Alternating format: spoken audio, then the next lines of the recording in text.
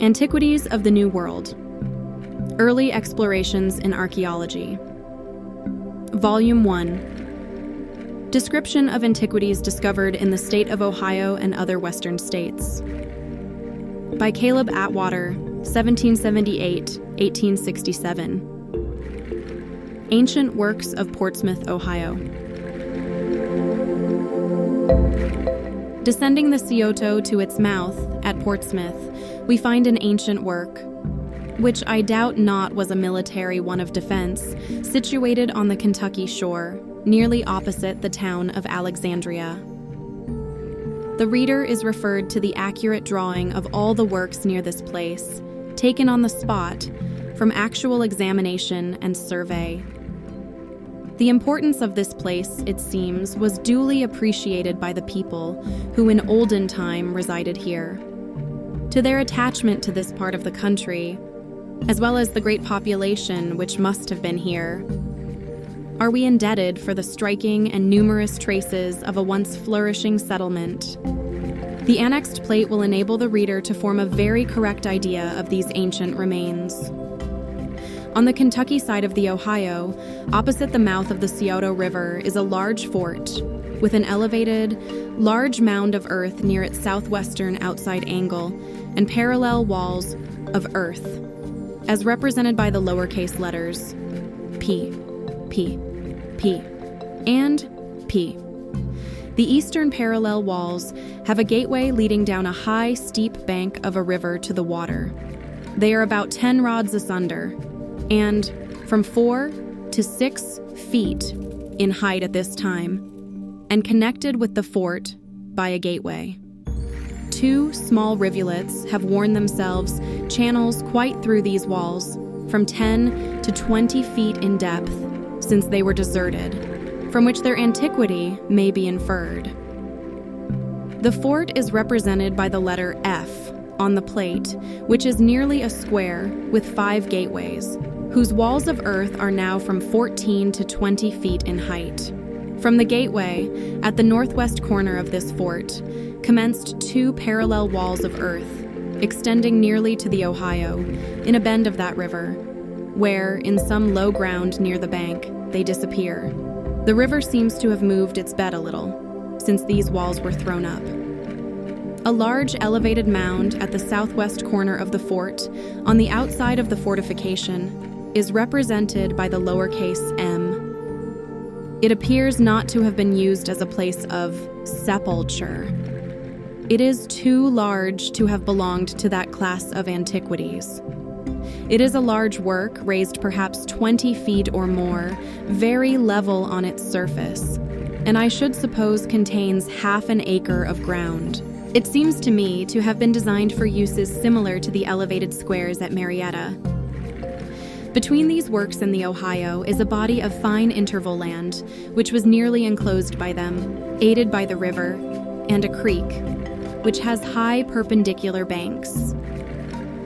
Buried in the walls of this fort have been found and taken out large quantities of iron, manufactured into pickaxes, shovels, gun barrels, etc., evidently secreted there by the French when they fled from the victorious and combined forces of England and America, at the time Fort Duquesne. Afterwards, Fort Pitt was taken from them. Excavations made in quest of these hidden treasures are to be seen on these walls and in many other places near them. Several of their graves have been opened and articles found, which leave no doubt on my mind as to their authors, nor any great doubt as to the time when they were deposited here. On the north side of the river are works still more extensive than these, more intricate, and of course, more impressive. We must again refer to the plate in order to shorten our labor in description and at the same time give a clearer idea of them than otherwise could be obtained. Commencing in the low ground near the present bank of the Scioto River, which seems to have changed a little since these works were raised, are 2 parallel walls of earth, quite similar to those already described on the other side of the Ohio, as to their height, and their being composed of earth taken up uniformly from the surface, so as not to leave any traces by which we perceive from whence it was taken. This was probably owing to the rudeness of the tools used in constructing these walls. From the bank of the Scioto, they lead eastwardly for a considerable distance. As a reference to the scale on which these ruins are laid down will show, and which is an inch to a mile. Continuing about 8 or 10 rods apart when, suddenly, they widen at a short distance to the east of the dwelling house of John Brown, Esquire, and continue about 20 rods apart with a curve towards the elevated ground, which they ascend in the manner represented by the drawing. This hill is very steep and 40 or 50 feet high, after rising which, we again find level land and a fine, rich, but ancient alluvion of the Ohio. Here, near a curve in the parallel walls, is a well on the brow of the hill, at this time 25 feet, perhaps, in depth. But from the immense quantity of rounded pebbles and sand of which the earth here consists, after passing through the deep, black vegetable mold on the surface, we are involuntarily led to believe that this well was once quite deep enough to have its bottom on a level with the surface of the river, even in a low time of water in that stream. The figures 1, 2, 3 represent 3 circular tumuli elevated about 6 feet above the adjacent plain, and each of them contains nearly an acre. Not far from these, at 4, is a still higher similar work, so high indeed that it was necessary to throw up a way similar to a modern turnpike road in order to ascend it. This work is now more than 20 feet in perpendicular height and contains nearly 1 acre of ground. This elevated, circular work, with raised walks to ascend and descend to and from its elevated area, was not used as a cemetery. Not far from it, however, there is one, near in, which is a conical mound of earth, brought to a point at its apex, at least 25 feet high, filled with the moldering ashes of the people who constructed these works.